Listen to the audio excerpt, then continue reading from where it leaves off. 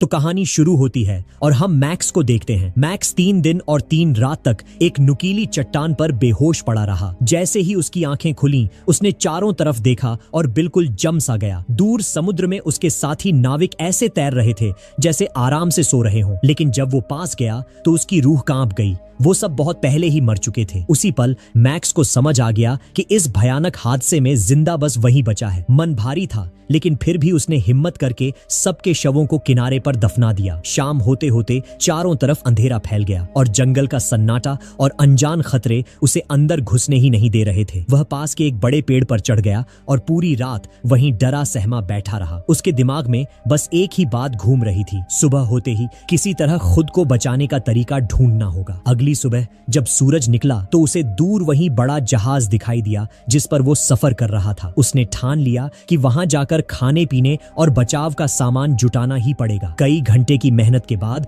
वो किसी तरह जहाज तक पहुंच गया। नीचे केबिन में उतरा ही था कि अचानक एक कमरे से कुत्ते के कमजोर से रोने की आवाज आई। वो घबरा कर कुल्हाड़ी उठाता है, जोर से दरवाजा तोड़ता है और जैसे ही दरवाजा खुला, सामने उसका अपना प्यारा कुत्ता सिम्बा जिंदा खड़ा था। ये देखकर तो उसकी आंखों में खुशी के आंसू आ गए। इसके बाद उसे एक और कमरे में थोड़ा बहुत खाना, कुछ औजार और ढेर सारी बंदूकें मिली। जहाज डूबने से पहले जितना जुटा सकता था सारा सामान जल्दी जल्दी डेक पर ले आया। फिर लकड़ी के तख्ते काटकर उसने एक मजबूत बेड़ा तैयार किया। सिम्बा को भी नीचे उतारा और हर जरूरी चीज रस्सियों से अच्छे से बांध दी। हालत ये थी कि अपनी पतलून की कमर बांधने के लिए भी उसे वही रस्सी इस्तेमाल करनी पड़ी। बस एक ही सोच, किसी तरह अपनी और सिम्बा की जान बचानी है। बेड़ा सामान से भारी था, लेकिन समुद्र की तेज लहरों ने उसका काम आसान कर दिया। वो बिना ज्यादा मेहनत किए सब कुछ किनारे तक ले आया। लेकिन जैसे ही उसने खाना पीना गिनकर देखा, उसका दिल बैठ गया। एक बार के खाने जितना ही राशन बचा था। इसका मतलब था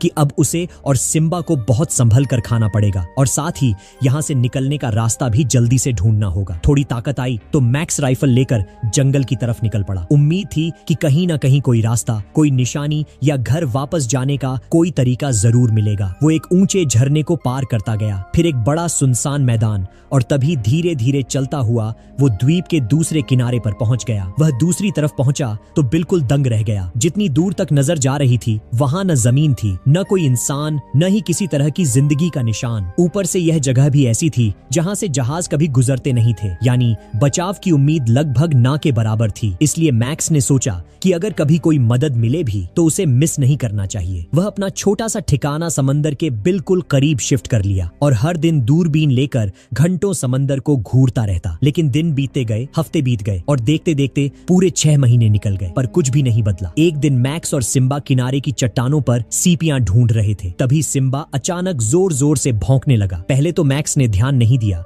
लेकिन जैसे ही उसने पानी पीने के लिए अपना लोटा उठाया, उसकी आंखें फटी की फटी रह गईं। दूर समंदर में एक बड़ा जहाज जा रहा था। वह बिना सोचे समझे दौड़ पड़ा। उसने पहले से तैयार की हुई मशाल उठाई और लगभग 100 मीटर दूर बनाए गए बड़े आग के ढेर की तरफ पूरी ताकत से भागा। लेकिन जितना जरूरी था उतना तेज आग उठने में टाइम लग गया। लौ छोटी थी और उतनी दूर तक दिखाई देने लायक नहीं थी। जहाज जैसे जैसे दूर जा रहा था, मैक्स के अंदर बेचैनी और घबराहट बढ़ती जा रही थी। वो किसी भी तरह उस जहाज को अपनी तरफ ध्यान दिलाना चाहता था। उसने राइफल उठाई और समुद्र की तरफ कई गोलियां चला दी, लेकिन उस विशाल समुद्र की गरज के सामने उसकी गोलियों की आवाज पल भर में गुम हो गई। जहाज बिना किसी प्रतिक्रिया के आगे बढ़ता रहा, जैसे उसे मैक्स का कोई अस्तित्व ही न हो। यह उसकी आखिरी उम्मीद थी और वो भी टूटी हुई दिखाई दे रही थी। मायूसी और घबराहट में मैक्स ने एक पागलपन भरा कदम उठा लिया। वह सीधे समुद्र में कूद गया और पूरी ताकत से तैरने लगा। बार बार हाथ मारकर आगे बढ़ने की कोशिश करता रहा,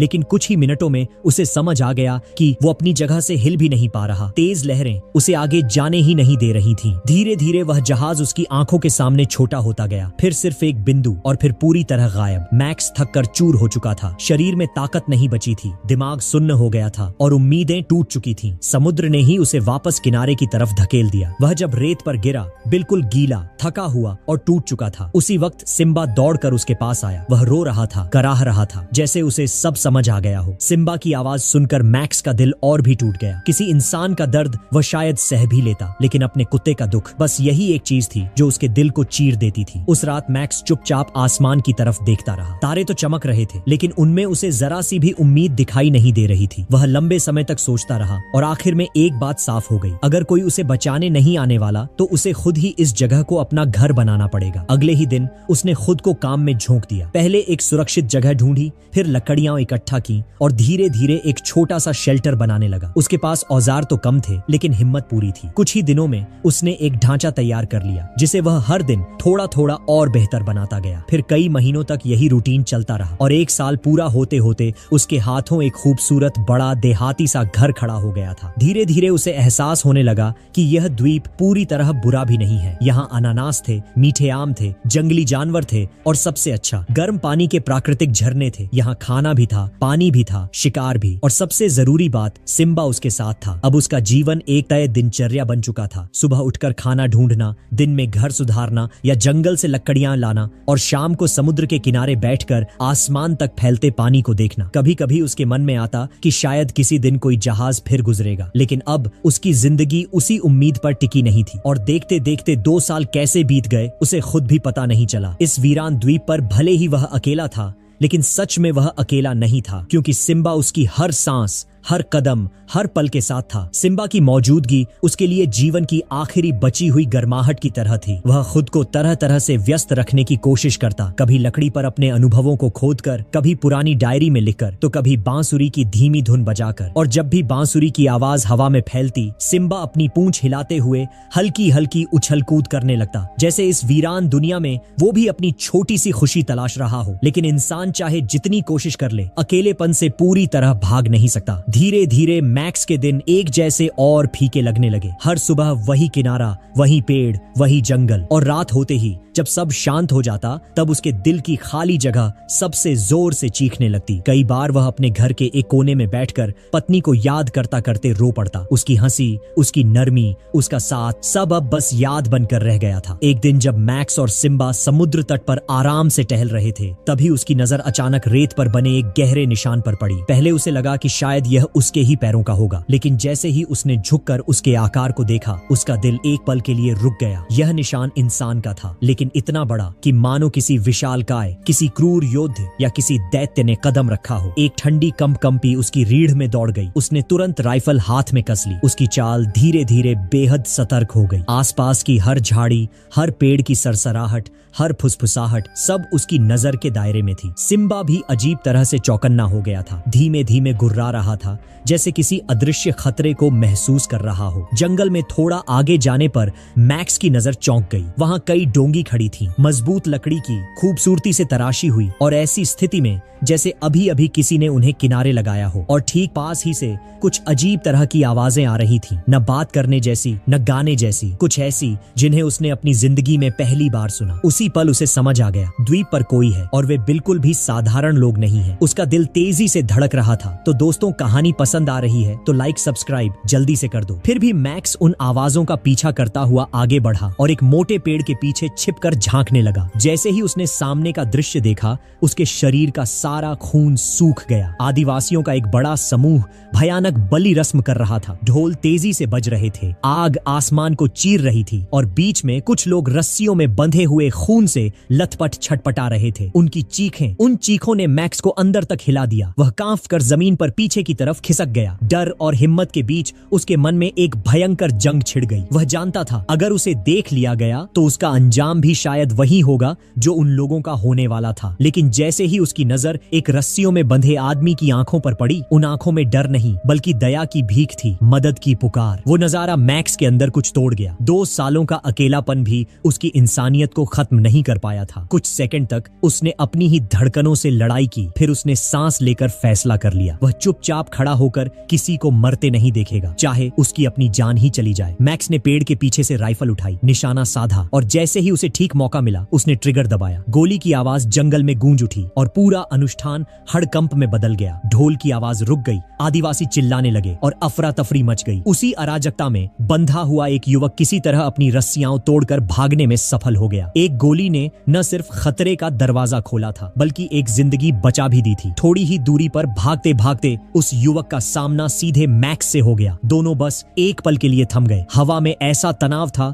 कि समझ ही नहीं आ रहा था कि अब आगे क्या होने वाला है। धीरे धीरे वो आदिवासी बिना किसी गुस्से के मैक्स के पास आया। उसने अपना हथियार नीचे रखा, फिर घुटनों पर बैठकर मैक्स के पैर को अपने कंधे पर रख दिया, जैसे चुपचाप कह रहा हो तुमने मेरी जान बचाई है। पर अगले ही पल माहौल पूरी तरह बदल गया। आदिवासी ने अचानक झटके से मैक्स की बंदूक पकड़ ली। मैक्स का दिल एकदम जोर से धड़का। उसे लगा कि कहीं ये गलतफहमी दोनों की जान न ले ले, लेकिन जल्दी ही उसे समझ आ गया कि ये आदमी बंदूक चलाना जानता ही नहीं। वह उसे ऐसे पकड़े था जैसे कोई सूखी लकड़ी हो। अगर गलती से ट्रिगर दब गया तो किसी को भी गोली लग सकती थी। मैक्स ने फौरन दोनों हाथ ऊपर उठा दिए, जैसे कह रहा हो कि शांत रहो। उसके चेहरे पर साफ लिखा था, मैं दुश्मन नहीं हूँ, मैं बस दोस्त बनना चाहता हूँ। लेकिन भाषा की दिक्कत दोनों के बीच दीवार बनकर खड़ी थी। आदिवासी मैक्स की हर हरकत को शक की नजर से देख रहा था। उसके चेहरे पर डर, उलझन और शक सब एक साथ दिख रहे थे। गुस्से की जगह मैक्स ने इंसानियत चुनी। उसने धीरे से अपना बैग खोला और उसमें से कुछ फल और सूखा खाना निकाला। फिर थोड़ा पीछे हटकर पत्थर पर खाना रख दिया और इशारा किया, ये तुम्हारे लिए, खा लो। आदिवासी ने पहले मैक्स को देखा, फिर खाने को, फिर दोबारा मैक्स को। कुछ सेकंड बाद उसे समझ आ गया कि यह खतरा नहीं, मदद है। वह धीरे धीरे खाने की तरफ बढ़ा, लेकिन तभी जंगल के अंदर पत्तों में खड़खड़ाहट हुई और झाड़ियों को चीरते हुए 3 खतरनाक दुश्मन बाहर निकले। उनके चेहरे देखकर ही पता चल रहा था कि वे दोनों को जिंदा नहीं छोड़ने वाले। मैक्स ने 1 सेकंड भी बर्बाद नहीं किया। उसने झटपट अपनी राइफल वापस छीनी और गोली चला दी। पहला दुश्मन वहीं ढेर हो गया और तभी कुछ ऐसा हुआ जो मैक्स ने सोचा भी नहीं था। वो आदिवासी, जिसे अभी तक बंदूक पकड़ना भी नहीं आता था, बिजली की तरह आगे बढ़ा, अपने हथियार से वार किया और एक दुश्मन को पल भर में जमीन पर पटक दिया। अब मैक्स अकेला नहीं था, उसके साथ एक नया साथी था। ऐसा साथी जिसे वो समझ नहीं पाता था, पर जो उसके साथ खड़ा होने का फैसला कर चुका था। दुश्मनों को गिराने के बाद मैक्स को लगा था कि अब सब शांत हो गया है, लेकिन अगले ही पल जो उसने देखा उसने उसे अंदर तक हिला दिया। वह आदिवासी जिसके साथ मैक्स अभी कुछ देर पहले कंधे से कंधा मिलाकर लड़ रहा था, अचानक अपने ही मरे हुए साथी के शरीर पर झुक गया और उसे खाने लगा। यह नजारा इतना भयानक था कि मैक्स का खून ठंड पड़ गया। उसके गले से अनजाने में खां की आवाज निकली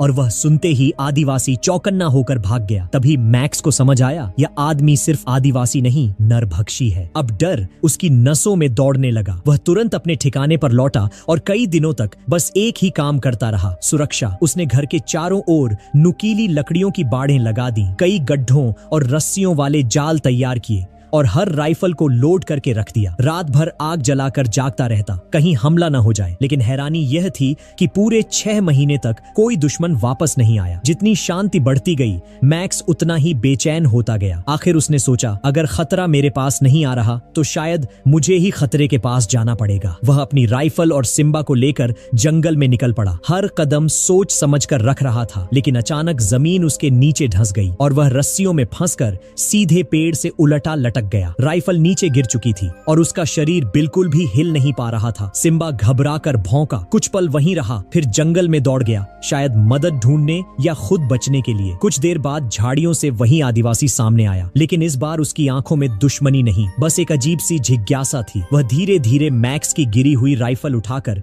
उसे ऐसे देखने लगा जैसे यह उसके लिए किसी दूसरी दुनिया की चीज हो। उधर मैक्स ऊपर उल्टा लटका और उसके दिमाग में बस एक सवाल घूम रहा था, ये पल मुझे बचाएगा या खत्म कर देगा। आदिवासी जमीन पर बैठ गया और राइफल को ध्यान से देखने लगा, जैसे वह इस शक्तिशाली चीज का मतलब समझने की कोशिश कर रहा हो। उसी मौके का फायदा उठाकर मैक्स ने अपनी कमरबंद दांतों से काटी, रस्सियों से खुद को छुड़ाया और नीचे गिरते ही चेतावनी के तौर पर एक गोली चला दी। गोली पास के पेड़ से टकराई और मैक्स ने दौड़कर अपनी राइफल वापस उठा ली। आदिवासी डर तो गया था, लेकिन उसकी आंखों में हैरानी भी थी, जैसे वह पहली बार समझ रहा हो कि ये हथियार कितना खतरनाक है। मैक्स चाहता था कि वह यही बात समझे, राइफल सिर्फ एक चीज नहीं, मौत का औजार है। इसलिए मैक्स ने पेड़ पर एक सीधी गोली चलाई और छाल उछलकर चारों तरफ बिखर गई। आदिवासी यह देखते ही सन्न रह गया, लेकिन उसने भी हार नहीं मानी। उसने जमीन से एक लकड़ी का टुकड़ा उठाया, उसे हवा में घुमाया और तेजी से पास के पेड़ के नुकीले हिस्से पर फेंक मारा। निशाना इतना सटीक था कि जैसे कोई माहिर शिकारी वार कर रहा हो। आदिवासी गर्व से अपने निशाने की तरफ इशारा करता रहा, जैसे कह रहा हो, राइफल तेरी सही, पर मैं भी इतना कमजोर नहीं हूँ। मैक्स यह देखकर थोड़ा शांत हुआ। ये आदमी जंगली था, लेकिन बेवकूफ नहीं। उसमें समझ थी और शायद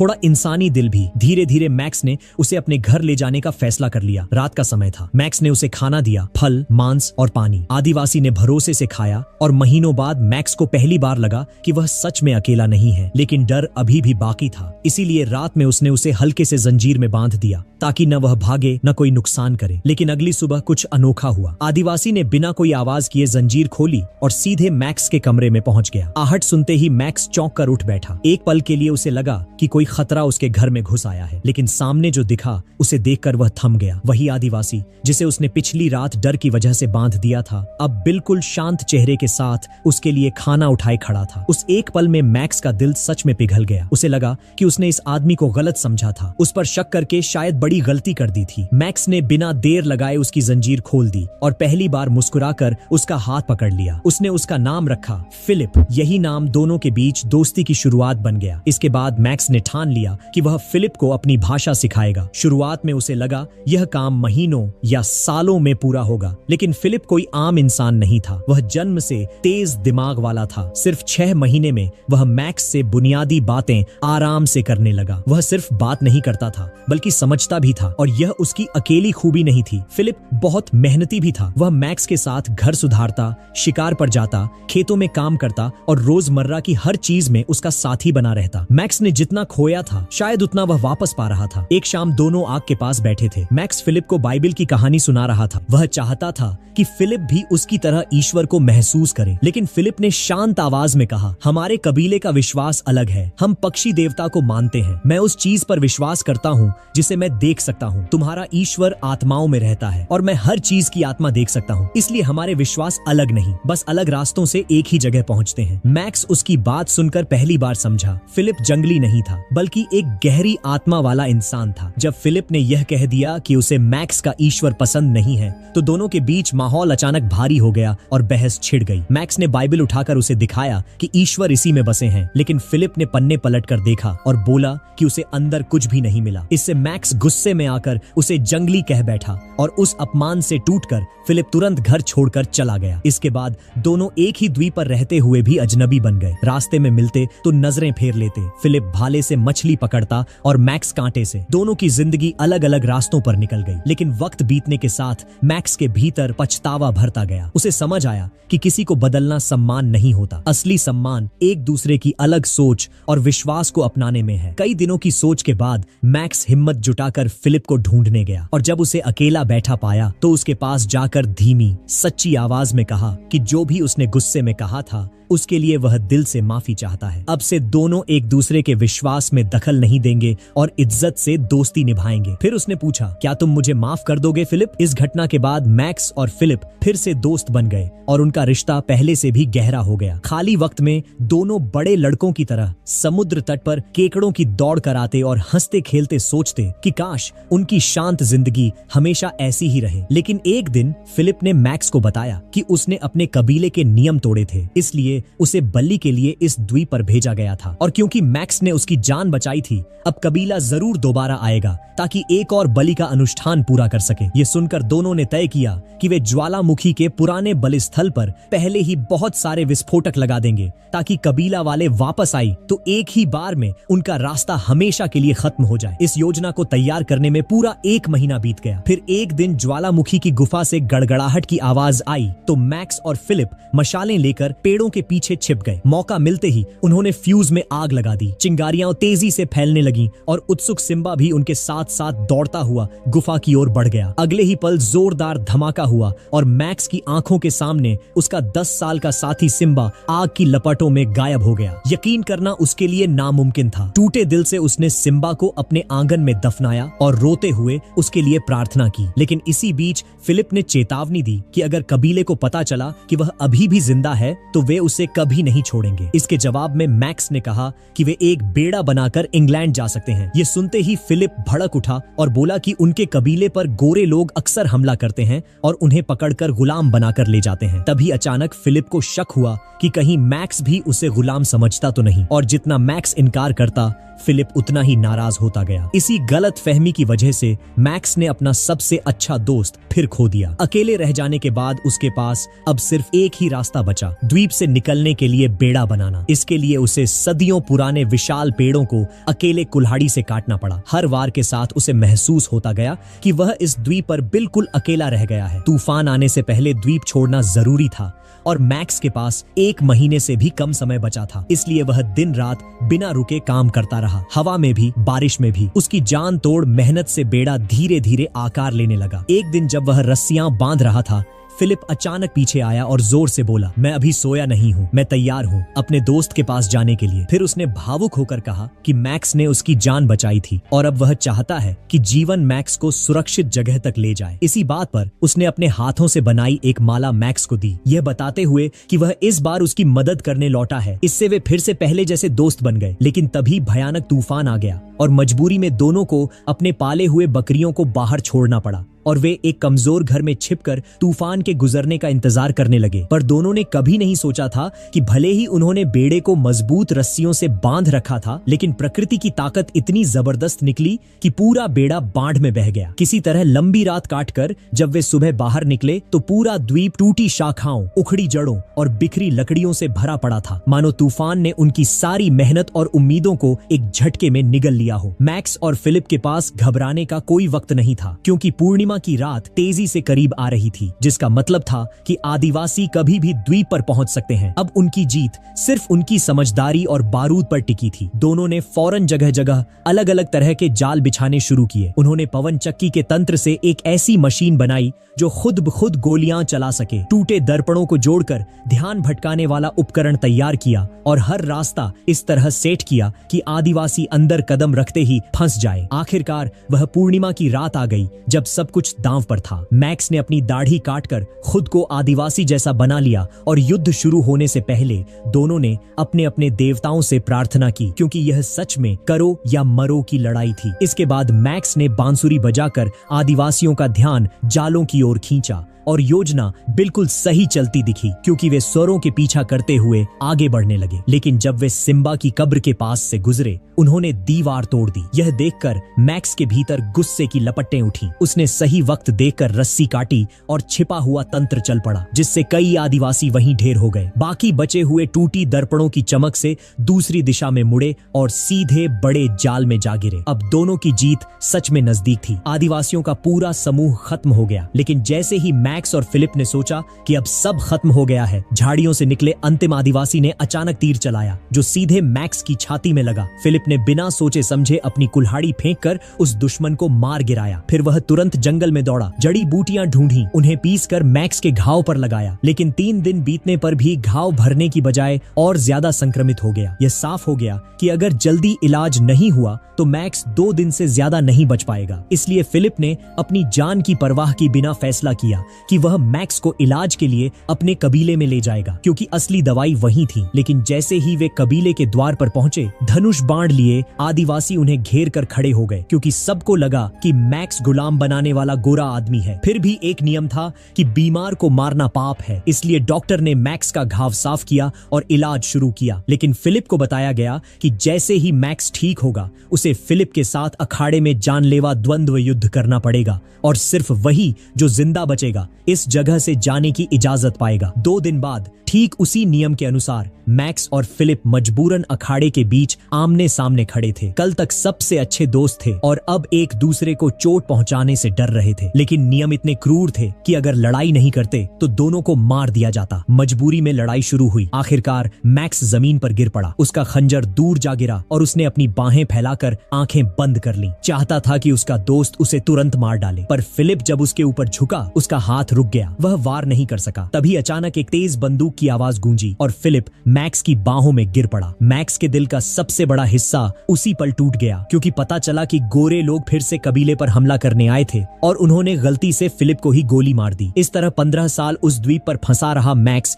आखिरकार गोरे लोगों के जहाज के साथ अस्पताल पहुंचा और अपनी पत्नी से जाकर लिपट गया। लेकिन आज भी जब वह आग के पास बैठा है तो उसे अपने उस दोस्त की याद आती है जिसके साथ उसने जीवन, संघर्ष, साहस और वफादारी के वो साल बिताए, वो साल जो हमेशा उसकी आत्मा में जिंदा रहेंगे। हम उम्मीद करते हैं कि यह कहानी आपको पसंद आई होगी।